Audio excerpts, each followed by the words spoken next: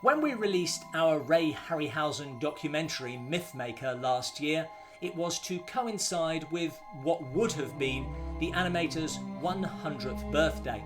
And of course, we weren't the only ones doing stuff.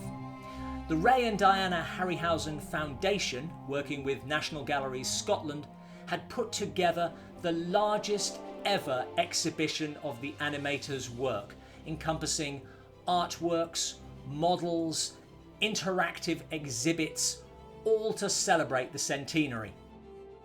Unfortunately, the pandemic intervened and the opening had to be knocked back to October, which didn't work out that well either, but touch wood, it has now reopened at the Modern 2 Gallery in Edinburgh.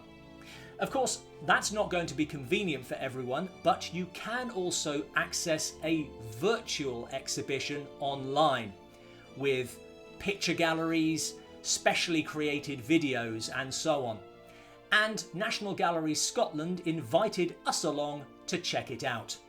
First things first, this is a Ray Harryhausen exhibition as it should be done. This is not just a couple of models interspersed with video clips. This is a serious retrospective, going right back to Harryhausen's influences, both cinematic and artistic, and carrying on through to the influence that he's had over future generations of filmmakers. Secondly, I think I own pretty much all the Harryhausen books. I have seen the pictures, I have watched the documentaries, and there's stuff here that was completely new to me, largely because of the sheer volume of material that Harryhausen produced preparatory to each film, much of which he kept and which is now held by the Foundation. So there's the marionettes and a photo collage of Fay Ray that Harryhausen created as a child, along with home movie of his parents who were so supportive of their son's dreams. There's acres of artwork, including the photo storyboards that Harryhausen created by sketching directly onto location pictures to save time. The surviving models are of course here in force, from the skeletons to what's left of the Cyclops, restored but with an eye to authenticity, so Pegasus retains the damage that it sustained during the filming of Clash of the Titans, because that's part of its history. But it's not just the models. We get to see the designs, the armature, the moulds, every part of the process. So, as well as getting to see these iconic creations, we also get a real sense of the artist at work. I also learned stuff. Can you name 2 Ray Harryhausen films that were influenced by The Bride of Frankenstein? I can, and who wouldn't want to know that?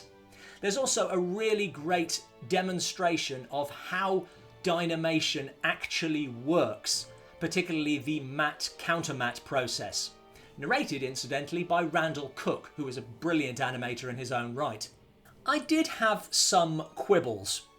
Technically, and hopefully this will get fixed, there are still some glitches, most notably that every time I tried to move on to the next room, it logged me out.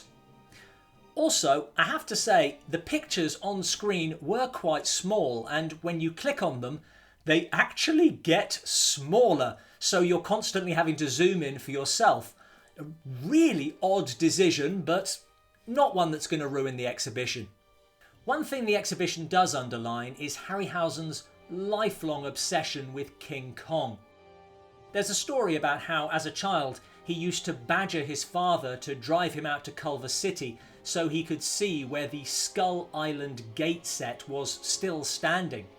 He'd seen the film over 30 times by that point, but to actually see it there in front of him was different. That was special. And that is always going to be the case.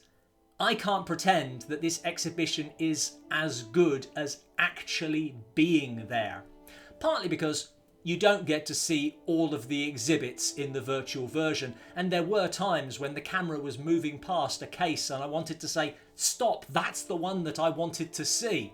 But mostly because I want what Harryhausen wanted when he got his dad to drive him to Culver City. I want that thrill of actually being there and seeing it in front of me. That is irreplaceable.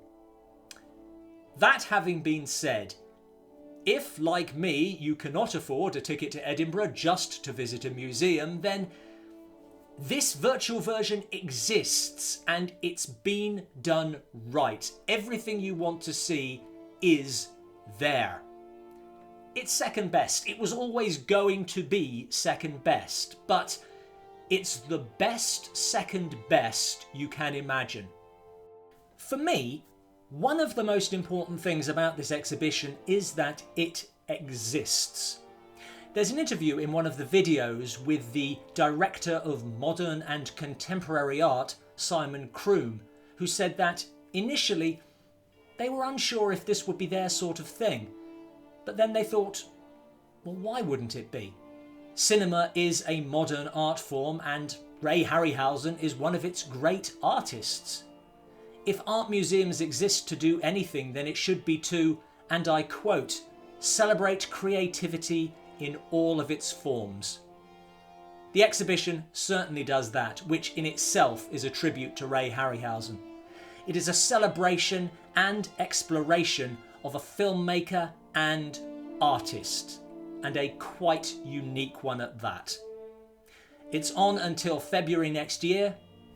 Check it out if you can. Thanks for watching. To see our Ray Harryhausen documentary and top 10 creatures, click here. Let us know what you thought of this exhibition, virtual or in person. And if you were lucky enough to meet the man himself, then please share those experiences in the comments below.